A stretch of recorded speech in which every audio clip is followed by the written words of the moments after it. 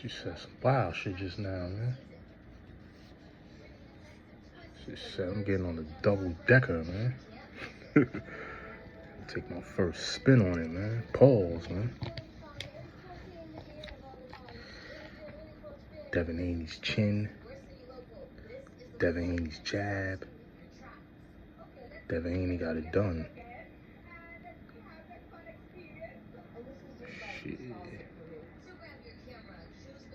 I mean, that was a, I refuse to believe Brian Norman Jr. came in here with that game plan. What was the game plan? To stand in front of a guy that has a great jab and has a reach, no angles, not jabbing your way in, not giving them different looks. What was? I don't understand that. Congrats to Devin Haney. Congrats to Abdullah Mason. Congrats to David Benevidez. You know, those are three big ones. Everybody else that won and everybody that fought, you know, I'm happy that everybody made it home safe to their family. It takes courage to get in there, win, lose, or draw, man. So I salute everybody. You know, a lot of people didn't have confidence in Haney. Neither did I. But, you know, I still think he's a good fighter. I just, you know, I wanted to see him in some type of adversity. But kudos to him because he does take these, he takes these big punches and he gets in there and, you know, he neutralizes them.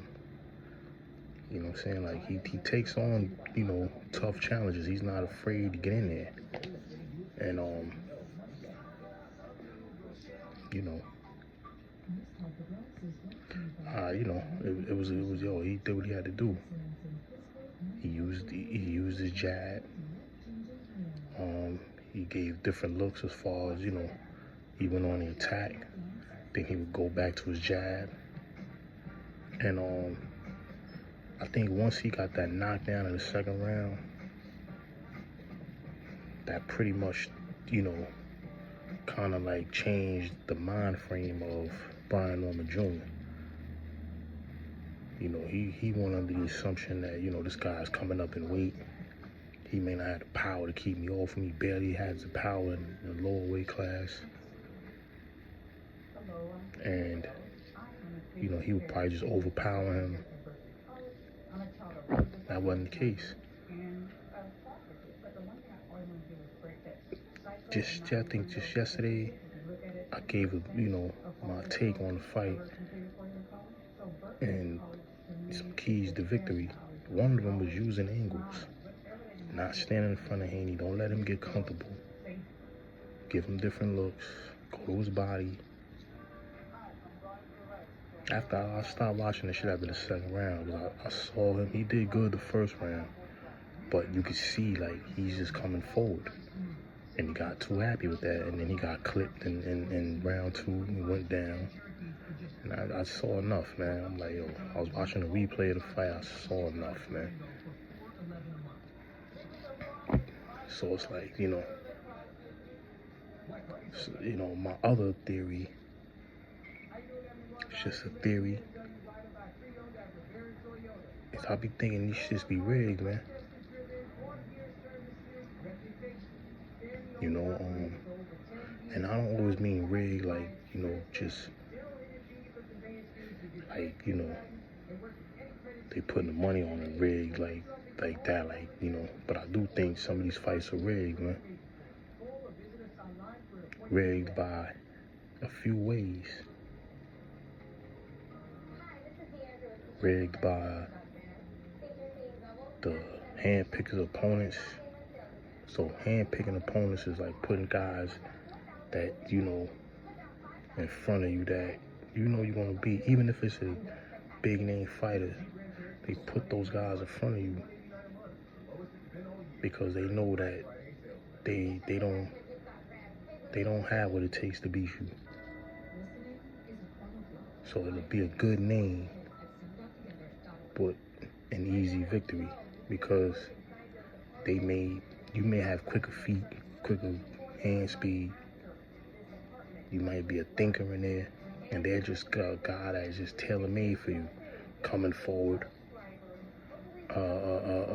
leaving himself open, lack of defense, searching for one punch, just looking to maul you. So, you know, that's the one way you could set up a fight, by matchmaking. Just my opinion to me. Then, of course, you got the guys that fight for money. There's certain guys that fight, you know, all fighters fight for money, but I mean, like, they fight for money, right? So, what they do is they pick, once again, quality opponents that, you know, they have like at least an 80 to 90% chance of beating. Either because, like I said, they're the bigger draw. They got, you know, they have certain advantages over those fighters. So it's like those fighters, even though they're big names or decent names, they're at a disadvantage in that fight.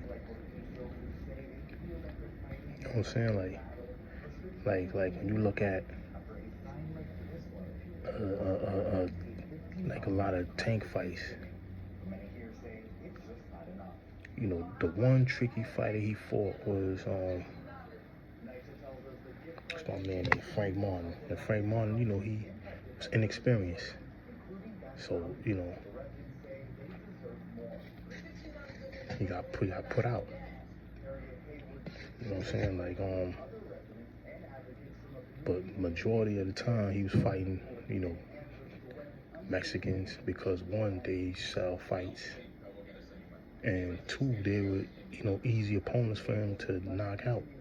Or if you don't get the knockout, you definitely easy opponents for you to pick apart because they're gonna come to try to bring the action to you. You know, so you know these are hand-picked opponents, man. Barrios, Stella, you know, some Santa Cruz, some Pitbull Cruz. Even though he struggled in that fight because he broke his hand, those are tailor-made fights for him to win, man, against quality names. You know what I'm saying? Like Ryan Garcia, guy that just has he's a one-trick pony, he just has a left hook.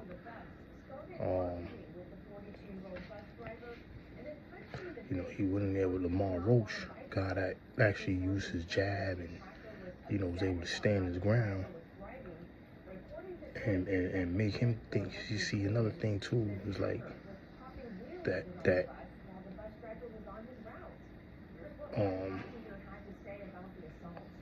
you got to do with a guy like Haney who thinks in a fight is you gotta make him outthink you. You can't let him outthink you. Force him to make adjustments.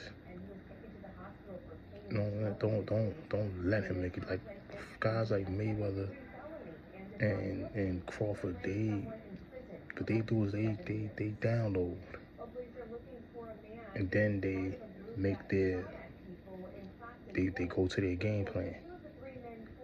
So it's not really you know, every once in a while you're gonna have to make an adjustment in a fight. Mayweather had to adjust against Maidana. But for the most part, they want to see what you got, you know, and then once they see how they can mount their attacks, that's when they make their move. With a guy like Haney, you gotta make him have to outthink you. You don't let him outthink you. And I think in this fight, he allowed Haney to outthink him. He didn't give him anything different to be like, I gotta figure this motherfucker out. Like Loma gave Haney something to think about. Because he was tricky, he was awkward, he used angles. You know, he didn't know when these attacks were coming. You know, he had great footwork. You know what I mean? Like, he gave Haney a run for his money. With Ryan Garcia and Haney, I think he just underestimated Ryan. And when he got hit and knocked down, when he got hurt, and then he got knocked down, credit to him, he kept getting up. But it was more like he just kept, you know, he didn't know how to avoid that left hook. And Ryan had speed and power. So we had something that could match a little bit of Devin Haney's IQ. And Devin Haney wasn't able to make the adjustment. He still fought a great fight. You know, but when you look at this guy was like, you know, Brian Jones was like a bigger version of Regis Prograis. You know, he's looking to pressure and you know, you're not showing no real looks. You know what I mean? Like, you gotta give him different looks, man. If you fight a guy like Haney, you know, like, but back to the rigging of the fights. You know, I just, you know, for him to go in there with that type of game plan, you know, just my opinion, because I'm not an insider on no shit. I'm just a fan. I think somebody gave him a bag, man.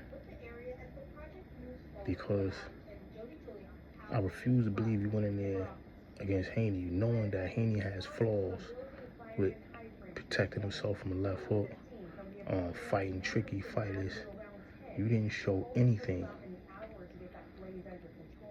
And on top of that, he's not a, you know, Brian Jr., you know, he's a decent fighter, but he's not a big name fighter. He's not a draw. So if he wins, even though this is a big fight for him, it would have been a big stepping stone in his career. You don't have, you know, you don't have the resume, and you know, he would have been a big win, but you just don't have the star power to draw fights. Even if he would have won this fight, who's he gonna fight next? Conor Ben? That wouldn't have been a big fight. Marlon doesn't have a name.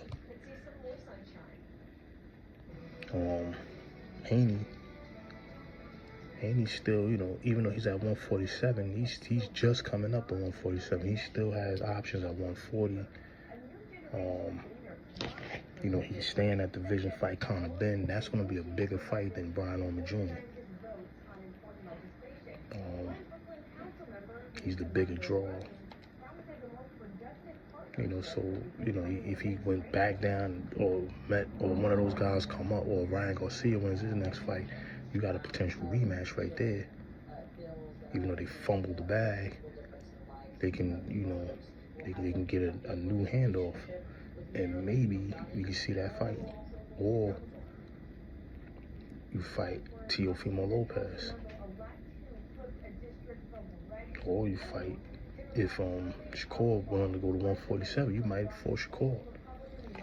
Those are fights that Devin Haney, you know, he can make. You know what I'm saying? Or he could make a Manny Pacquiao fight. People will pay to see that. But Haney has he's a bigger draw. So, I'm just giving my opinion. That, you know, they could have been looking at that kid like, look. And I personally think they do that to fighters. You ain't a big name fighter. You're not going to be a big draw. Take the money. Make it a good fight. Make it interesting. But you're going to lose this fight. And, you know, because if you don't lose this fight, even if you win, you're not going to win. You know what I'm saying? Like, they're not gonna push for you to, you know, make another big fight. So I think that that could have went to play. Like, listen, man, you lose this fight, we will guarantee you more title shots. And, you know, listen, you keep getting the bag, man. Because now you're probably going to be a gatekeeper at 147. Had he the one, you can't fight Boost. Boost is at 154. You would have to go to 154 to fight him. That's not a big fight. And this is what I mean by pay-per-view is ruined boxing. Boxing has become more business than it is about legacy. Because it has to make sense now. These fights have to make sense. You know, anyway, man, congratulations to Devin Haney. I'm not going to go with the whole dive thing. That's just a theory. I think that Devin Haney, he executed his game plan well, and he won the fight fair and square. You know, he got the knockdown in round 2. I think that changed the aggression part out of Brian Norman Jr. Because he now realized this boy got some pop, can punch. But I just threw that out there because I feel like, you know, the Brian part is like, you know, fighters could take a bag, man. They can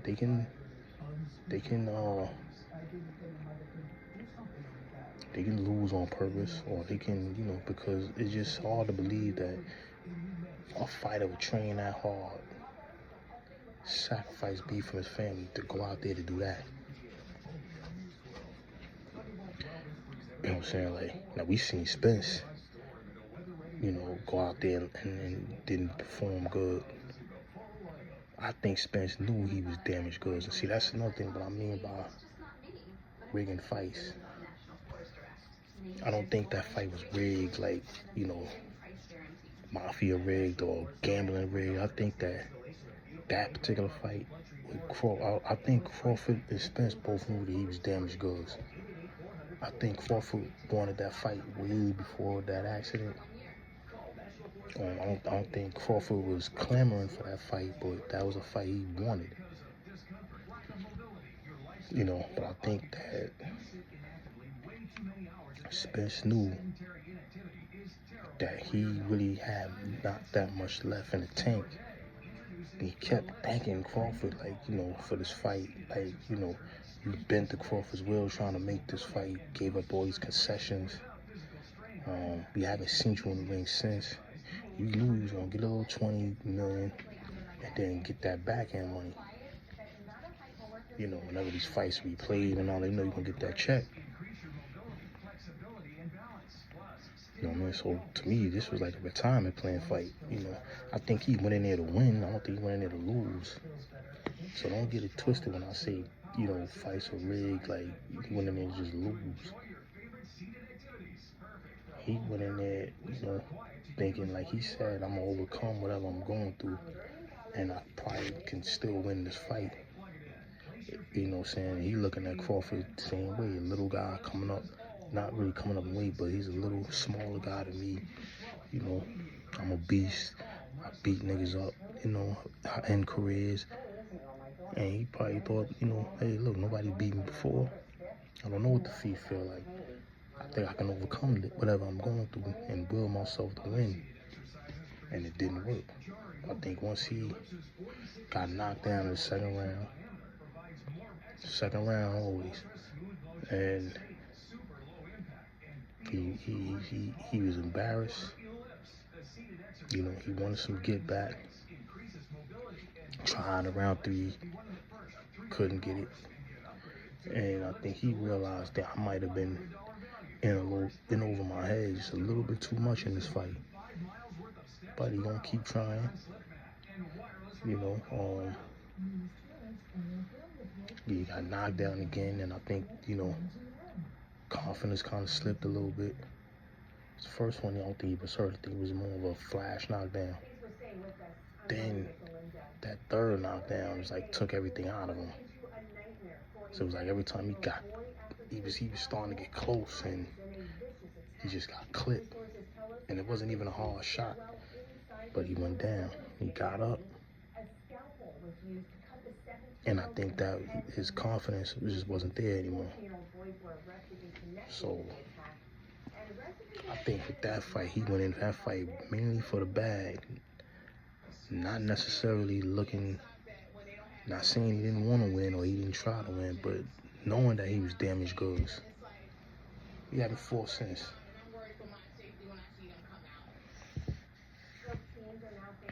I mean, like, that's what I mean by like some of these fights are like, you know, either forced, rigged, you know, or dudes is, you know, hand-picking fights. Or, you know what I'm saying, you know, because promoters do it when they building their fighters. They don't throw their fighters to the wolves, they hand-pick opponents. You know what I'm saying, like, and they you know, I think they have opponents that do take dives. Do I think that Brian Orm Jr. took a dive? I don't know. I don't think so. I'm hoping he didn't. But then again, if he didn't, what explain that game plan? Going up against a guy with an elite jab, and you're trying to stand in front of this dude. Where's the movement? Where's the jabs to the body? Where's trying to pin him to the ropes, cutting off the ring? Don't understand it, man. Anyway, man, I'm out, man. Face Publishing, man. Peace.